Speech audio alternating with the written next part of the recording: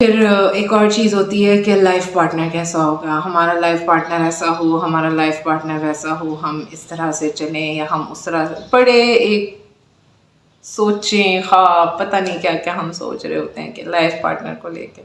کچھ چیزوں کو اللہ کے لیے قبول بھی کرنا پڑتا ہے، کچھ چیزوں کے لیے سرنڈر بھی کرنا پڑتا ہے. لیکن جب آپ میچور نہیں ہوئے ہوتے، آپ جب گھر سے فوراً باہر نکلتے ہیں، پریکٹیکل لائف میں انٹر ہوتے ہیں، تو آپ کو لگتا ہے کہ ساری چیزیں آپ کے نظریات کے مطابق ڈھلتی جائیں. اس طرح کبھی بھی نہیں ہوتا. آپ ایک نظام کو چینج نہیں کر سکتے، آپ ایک انوائرمنٹ کو تبدیل نہیں کر سکتے. آپ نے انیشیلی اپنے آپ کا اپنا 100% دینا ہوتا ہے، آپ نے خود ایڈجسٹ کرنا ہوتا ہے.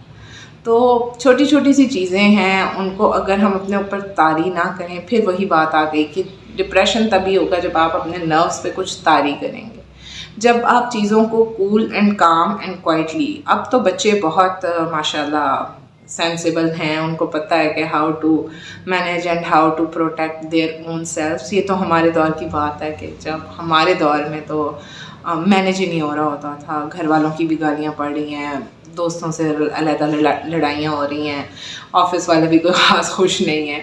تو یہ چیزیں پارٹ آف لائف ہیں. ان چیزوں کے ساتھ مینیج کر کے دوستی کر کے ہی چلا جاتا ہے، اور آپ ایک پروڈکٹیو بہت اچھا وقت گزار لیتے ہیں جب آپ اپنے نروس کو ریلیکس رکھتے ہیں، اپنی پروڈکٹیوٹی کو انہانس کرنے کی کوشش کرتے ہیں.